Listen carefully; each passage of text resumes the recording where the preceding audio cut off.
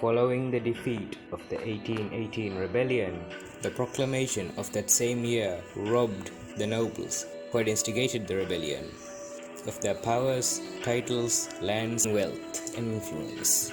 Thus, the British ensured that no more trouble would come from that direction. A period of relative peace followed.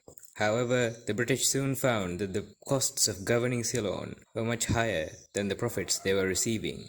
Thus, the Colebrooke Cameron Commission was appointed to look into the matter in 1829. Their recommendations, given in 1833, included the downsizing of government departments, reduction of civil servants' salaries, and ruling both the hill and lower countries as one coherent unit. However, these could not provide the long-term profits the British required. So in 1840, a new set of amendments was brought forth. In it, Candian peasants who could not legally prove by means of legal documents that they had been in possession of the land they worked on uninterrupted for 30 years were stripped of that land, which was in turn given to the crown. As the traditional Candian system of inheritance did not in fact have legal documents, this had the effect of depriving numerous peasants of their rightful land. Furthermore, the Sri Lankan economy was dependent on agriculture. The British neglected to maintain the tanks and waterways necessary to effectively continue cultivation of crops. Peasant cultivation was controlled by the village council, which is an essential part of its operation, but the Colebrooke Cameron amendments to its abolition, thus leaving the peasantry with no proper guidance and no village entity to unite their efforts. To compound matters, when Lord Torrington was appointed as the new governor, seeing that the measures taken by the Colebrooke Cameron Commission were not bringing in the profits the British Empire required, he greatly increased taxation and introduced many new taxes, such as the shop tax, the stamp tax, and even special taxes that had to be paid if a person were to own firearms or even a dog. These new taxes severely oppressed the Candian peasantry, and soon the flames of rebellion were once again brewing. It did not take long for open revolt to break out. 15 years after the introduction of the Colebrooke Cameron Amendments, Sri Lanka was at war again.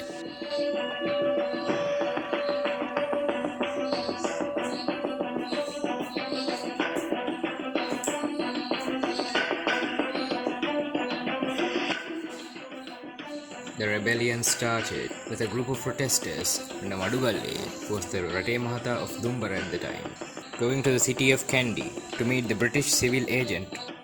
These protesters were met by British troops, who sent in a policeman by the name of Lokubanda Dunuvilla to disperse them. However, in the ensuing struggle, Dunuvilla was knocked off his horse, and the British opened fire.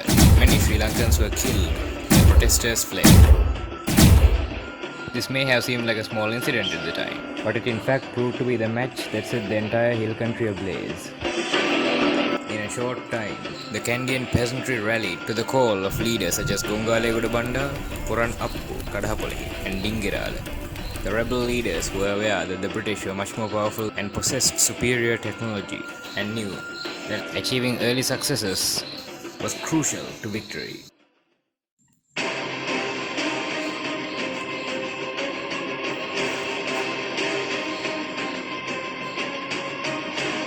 Therefore, when the rebels first gathered at Dambulla, Gongalegoda Banda was crowned king to give the rebellion legitimacy in the eyes of the Sri Lankan people. They divided the army into 3 sections. The first, under Gongalegoda Banda, would attack Kandy. If they took the city, they would have a proper base to operate from. In the meantime, Dingirala's forces would attack Kurunegala, while Puran Appu's own forces would attack Matale.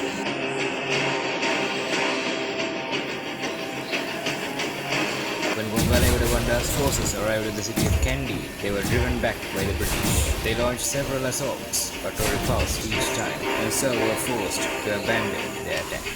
Dingirala's attack on Kurunegala was similarly unsuccessful, but Puran Appu did in fact succeed in capturing Matale, but this victory was for naught. because Lord Torrington immediately declared martial law and, employing a scorched earth policy, deprived the land surrounding the area of rebellion of natural resources to sustain the fighters as the British army encircled them. Within days, the rebellion had been crushed. Its leaders initially went into hiding, but in the following months were one by one captured and taken to prison. They were tried by a military tribunal, and some, like Veerapuran Appu, Dingirala, and Kadhapulahimi, were sentenced to death, while Gongalegoda Banda received 50 whiplashes and was exiled to the island of Murusi in modern-day Indonesia.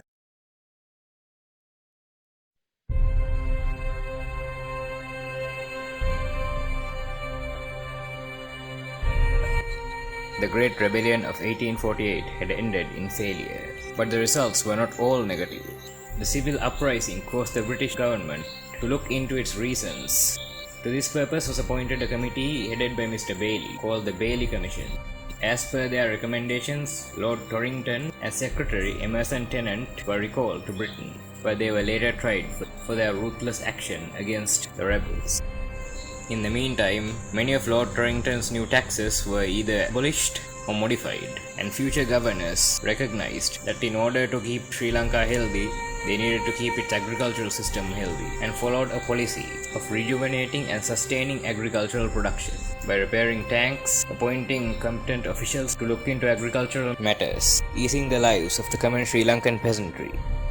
Despite being a military failure, the rebellion of 1848 encouraged the British to support and sustain Sri Lanka's economy, thus easing future conditions and paving the road for further development, which would come in the course of the second half of the 19th century.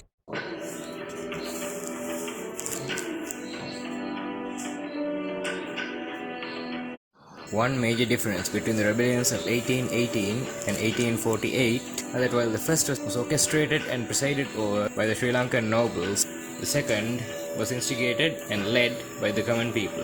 This was one of the first historical instances of a people's rebellion, much like the French Revolution the century before.